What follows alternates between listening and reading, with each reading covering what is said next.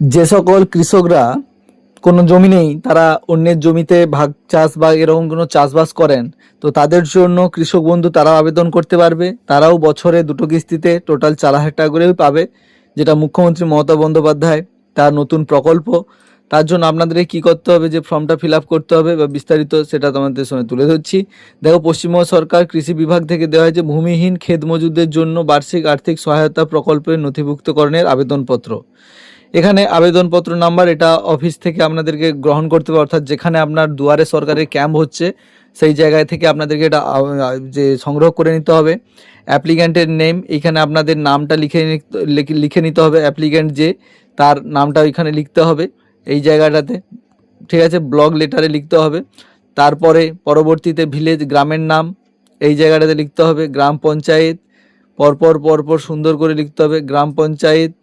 তারপরে আপনার এখানে পোস্ট অফিসের নাম, তারপরে দিতে হবে ব্লক, থানা, ডিস্ট্রিক্ট, পিনকোড এই বক্সে সুন্দর করে লিখে দিতে হবে। লিখে দেওয়ার পরে জন্ম তারিখ এখানে ডে মান্থ ইয়ার হিসাবে বসাতে হবে। আর তারপরে এখানে স্বামীর নাম বা হাজব্যান্ড পিতার নাম যদি থাকে এই ঘরটাতে বসাতে হবে।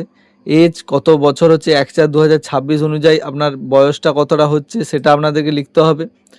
পরবর্তীতে আপনাদেরকে নিচের দিকে স্ক্রল করে দেখাচ্ছি পরপর কি করতে হবে না করতে হবে। তারপর আপনারা পুরুষ না মহিলা সেটা আপনাদেরকে টিক করতে হবে। আর যদি অন্যান্য কোনো ট্রান্সজেন্ডার হয়ে থাকেন সেখানে আদার্সে ক্লিক করতে হবে। আর SC ST ABC কোনটা সেইটা, সেই আপনার কাস্ট, সেই কাস্টটা দিয়ে দিতে হবে। তারপরে এখানে মোবাইল নাম্বারটা আপনাদেরকে এখানে সুন্দর করে বসিয়ে দিতে হবে। আধার নাম্বার বসিয়ে দিতে হবে। ভোটার কার্ডের নাম্বারটা বসিয়ে দিতে হবে।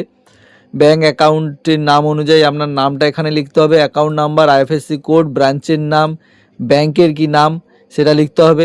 তার পরবর্তীতে অ্যাকাউন্টের টাইপ লিখতে হবে আপনাকে। অ্যাকাউন্ট সেভিং অ্যাকাউন্ট না কারেন্ট অ্যাকাউন্ট, সেভিং অ্যাকাউন্ট হয় আমাদের সাধারণত, সেটা লিখবেন। আর তারপরে আপনার উইদাউট ফটো সহ ব্যাংক পাসবই এটা আপনাকে দিতে হবে, টিক দিতে হবে। বা বাতিল চেক যদি কিছু থাকে সেটাও দিতে পারেন। তারপরে মোটামুটি ওইটা মানে পাসবুকের প্রথম পেজটা যেহেতু দেবেন ওইটা দিয়ে দেবেন।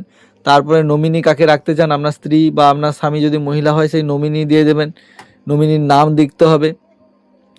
দেওয়ার পরে নমিনির যে তার সঙ্গে আপনার কি সম্পর্ক সেটা দিতে হবে, হাজব্যান্ড না ওয়াইফ না কি। তারপরে আপনার নমিনির ডেট অফ বার্থ দিতে হবে। আর নমিনির অভিভাবকের নাম 18 বছরের বেশি হলে তাহলেই সেটা দিতে হবে, না হলে দেওয়া যাবে না। এইভাবে দেওয়ার পরে নিচের দিকে আসার পরে আপনাকে কি করতে হবে,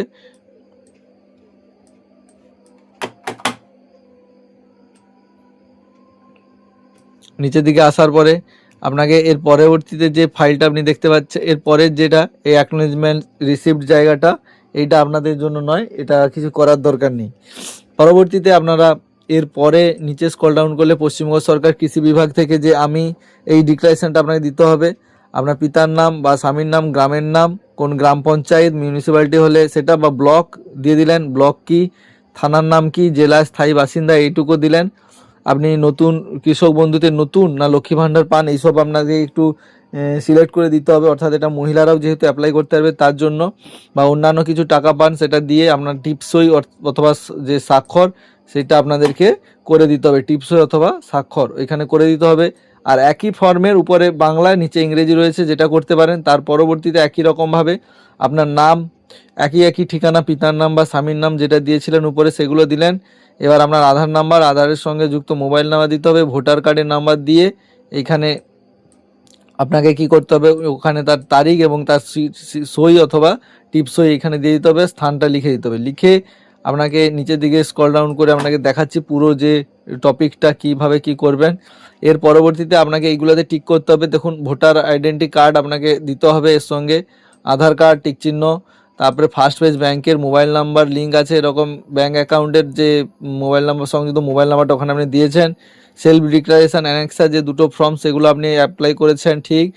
পরবর্তী আধারের জন্য যে তথ্য ব্যবহারের পত্র সেটাতে করেছেন ঠিক দিবেন। পাসপোর্ট সাইজ ফটো আপনি দিচ্ছেন সেগুলো ঠিক দিয়ে এটা পুরোটাকে আপনাকে কি করতে হবে, আপনাকে ওই দুয়ারে সরকার যে ক্যাম্প হচ্ছে আপনার লোকাল ক্যাম্প, সেই ক্যাম্পে যেতে হবে। ক্যাম্পে গেলে ওনারা তারিখ দিয়ে যিনি আবেদনকারী গ্রহণ করছেন ওই কর্তৃপক্ষ এখানে সই স্ট্যাম্প করে লিখে দেবে সব।